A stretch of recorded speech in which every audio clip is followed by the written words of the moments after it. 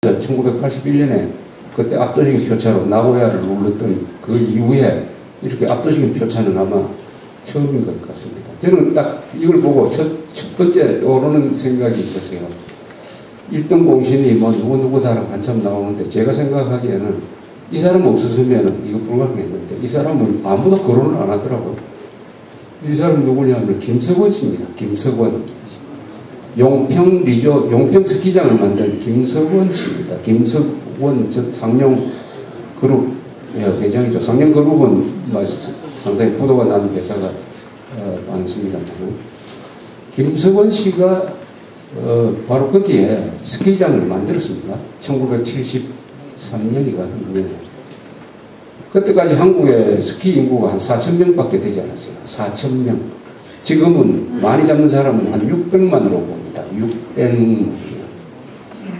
그래서 용평을 개발을 해가지고 비로소 한국의 스키장이 뭐고 리프트가 뭐고 하는 것을 만든 사람이에요. 만들었습니다. 우리 김성훈 씨한테 이야기 들어보면은 그 리프트가 뭐냐고 설명하는데 공무원한테 설명하는데 아주 힘이 들었다고 합니다. 리프트가 뭐냐? 리프트라는 게 없었으니까. 그리고 그걸 일일이 설명하면서 또 법규까지 만들어가면서 이렇게 했다. 오늘 조선일보 인터뷰 보니까 그 돈 벌려고 했으면 그 사업은 못하는 거였다고 이야기했어요. 거기 지금도 아마 돈을 못 벌 겁니다. 지금도 돈 못 벌 텐데 돈벌이로서는 안 되죠. 그러나 한국의 기업인은 위대한 점이 있어요. 나라를 위한다는 마음이 한국의 기업인들은 있었습니다. 지금도 있다고 생각합니다. 그래서 바로 한국에서 겨울올림픽을 할 줄 누가 알았습니까? 누가? 지금도 사실 걱정은 좀 있어요. 저기 기온이 어떻게 되냐. 적설량의 문제가 있습니다. 적설량이 요새는 겨울에 눈이 많이 오는데 10cm 가지고는 할 수 없는 거 아닙니까? 그럼 눈을 만들어야 돼요. 근데 만드는데도 이게 바깥 기온이 영하라야 만들어질 수가 있습니다. 이상 기온으로 영상이 되어버리면 제설기가 눈을 만들어낼 수가 없습니다. 그러니까 그 해에 이상 난동이 안 오도록 기도해야 됩니다. 이상 난동이 안 오도록. 그 다음에 요새 이제 평창 겨울올림픽으로 떼동 돌게 되었다 해서 또 이런 일이 있을 때마다 동원되는 연구소가 있습니다. 그래서 경제적 효과가 얼마다 이렇게 나옵니다. 요새 최근에 나온 거 보면 60조래요. 60조. 평창올림픽의 경제적 효과가 60조랍니다. 그런데 언론은 어떻게 보도하고 있냐. 60조를 새로 버는 것처럼 보도를 합니다. 평창올림픽 때문에 60조를 번다. 그런데 그걸 논문을 쓴 학자는 비교적 정확한 용어를 써서요. 경제적 효과가 60조라고 했으니까 적자도 경제적 효과입니다. 적자. 이런 이야기가 있어요. 이론상으로는 교통사고가 많이 나면 부가가치가 올라갑니다. 국민소득 올라가요. 그런데 겨울올림픽 가지고 흑자 보는 건 불가능합니다. 여름올림픽 가지고도 흑자 보는 게 참 어려운데 우리 서울올림픽은 흑자를 봤죠. 월드컵 자꾸 우리가 잘했다고 하는데 그 좋은 점만 자꾸 보는데 지금 전국에 있는 월드컵 경기장이 어떻게 되어 있습니까? 그게 매일 어디 운영이 됩니까? 전국에 아마 지금까지 누적 적자가 10년쯤 됐으니까 한 수천억 될 겁니다. 수천억. 야구장은 요새 손님이 많은데 또 축구장 해가 요새 뭐 승부 조작하니까 축구장에 갈 마음 납니까? 그 전용 경기장 만들어 놓고 1년에 관리비만 수십억 들어갑니다. 수십억. 지금 이 평창올림픽에 시설을 많이 해놓으면 나중에 끝나면 어떻게 되냐. 그 2주 동안 열심히 하고 나서 그거 끝나면 누가 관리하느냐 하는 것을 생각하지 않고 이런 식으로 하면은 끝나고 나서 우리가 웃게 될 것이냐 찡그리게 될 것이냐 하는 거 한번 생각을 해볼 때라고 생각합니다.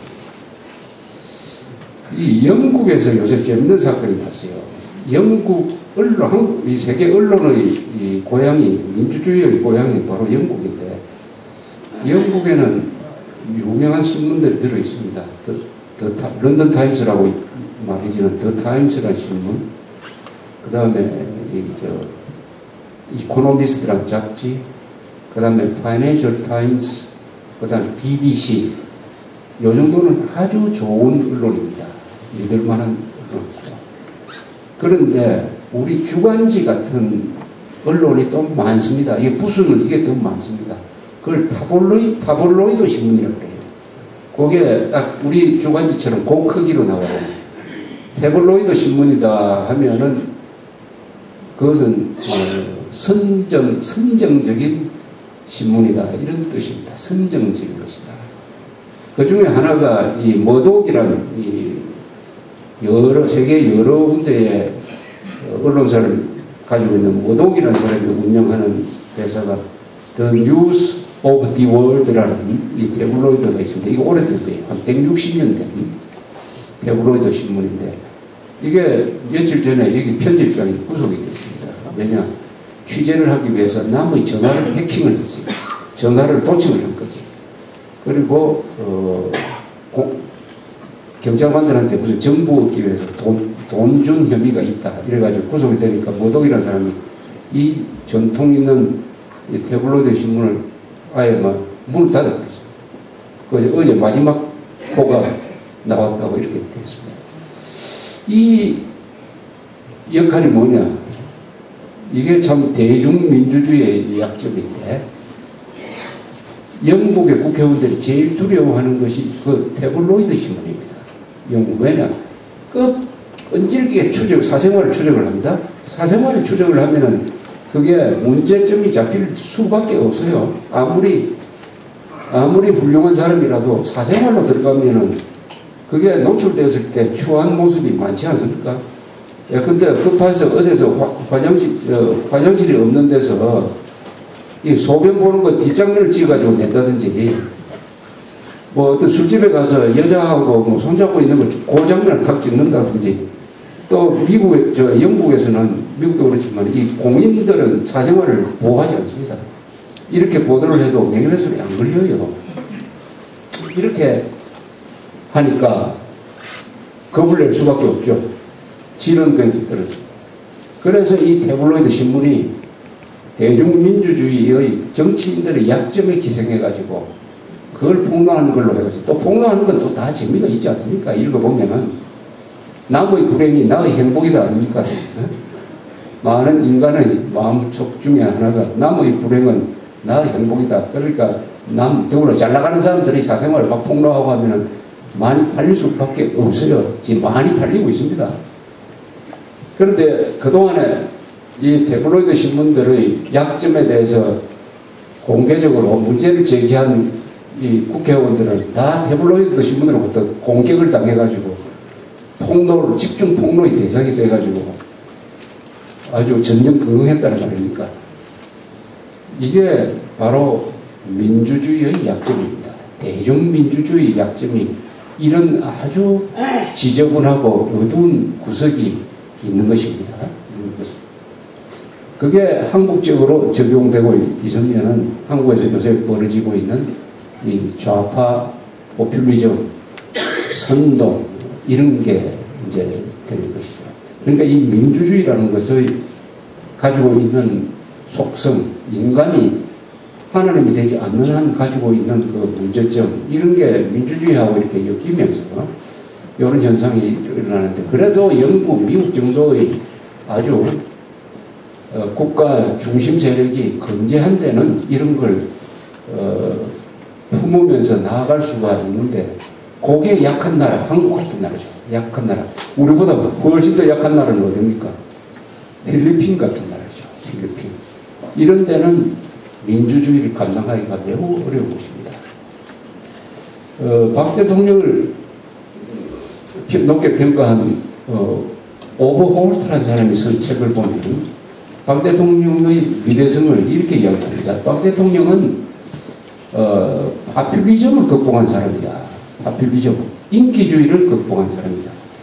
그 사람이 한일 수교할 때 그것은 매우 인기가 없는 일이었다. 그리고 시장을 개방하고 재벌을 키우고 하는 거 다 이거 인기가 없는 일이었다.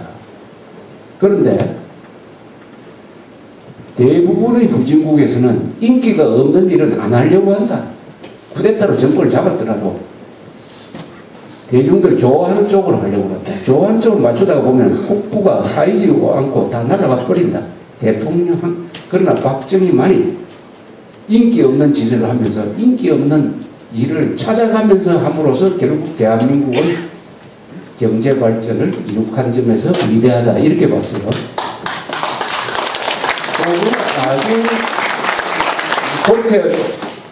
그런 시각으로 보인다는 것 자체가 미국 지식인들의 안목이죠. 그건 왜 그러느냐 하면은 과거에 다른 나라에서 이런 경험이 다 있었기 때문입니다. 우리는 파퓰리즘이라 하면은 최근 용어처럼 되어 있지만 서양에서 다 파퓰리즘 경험을 민주주의 하는 나라 치고 이 경험을 안 한 나라가 없습니다. 안 한 나라가 없어요. 이 경험을 어떻게 극복하느냐. 이거 극복 못하면은 파퓰리즘의 거대한 장벽에 부딪혀가지고 그 나라는 발전하지 못합니다. 이 오볼트라는 사람도 파퓰리즘 장벽이라고 했어요. 파퓰리즘 베리어라고 했어요. 민주주의 정치를 하면은 반드시 파퓰리즘이라는 장벽이 딱 하나 생긴다. 여기에 편성해버리면은, 여기에 굴복해버리면은 민주주의도 여기서 끝나고 국가 경제도 여기서 끝납니다. 이것을 뛰어넘은 사람이 이승만, 박정희, 전두환, 노태우까지도 그랬다고 봅니다. 그러나 그 다음부터 여기에 이제 편성을 하기 시작을 하면은 그러니까 곤란하다 하는 것이 이제 오늘 한국 사회가 던져주고 있는 문제인데, 이거 새로운 게 아니고 다 어느 나라에서나 있었다는 걸 가지고 위안을 일단 삼고, 그 다음에 파퓰리즘 들고 나오는 자들을 응징을 하고, 파퓰리즘에 반대하는 사람도 국회의원, 대통령에 당선될 수 있다는 것을 보여줘야 해요. 보여주면 그때부터 정치인들이 달라지기 시작합니다. 이 파퓰리즘 쪽으로 가면은 당선된다 하는 것을 우리가 노무현이가 수도 이전이라는 파퓰리즘의 극치, 그거는 뭐 파퓰리즘의 극치예요. 저 나라를 완전히 작살내가지고 자기가 선장이 자기가 모는 배에다가 불 질러놓고 구경하는 거 아닙니까?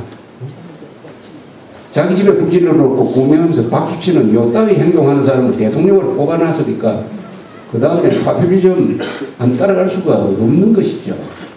더 비극은 그것 때문에 떨어진 이회창 씨가 더 앞장서가지고 세종시를 만들어야 되겠다고 하다가 결국 어떻게 됐습니까? 자아를 상실했던 거죠. 자아를. 그래서 자유선진당이라는 좋은 명칭에도 불구하고 지역당, 그것도 충청도 전체도 아니고 지역당으로 전락하고 이런 걸 우리가 교훈을 살려가지고 계속 이 주변에 여론을 통해서 광기를 하는 것, 이런 자리에서 이야기하는 것도 여기 계신 분들이나 또 나가서 여러분들이 만나는 분들을 통해서 복지 포퓰리즘은 나라 망국의 길이라는 것을 가르쳐 주는 것이 민주주의를 수호하는 겁니다. 이게 바로 민주주의를, 한국의 민주주의를 수호하는, 아주 이게 민주투사예요. 여러분들이 민주투사입니다. 복지 포퓰리즘으로부터 민주주의를 수호하는 것, 독재자로부터 민주주의를 수호하는 것은 과거였고, 이제는 파퓰리즘으로부터 민주주의를 수호하는 것이 이게 바로 진정한 민주투사다, 이렇게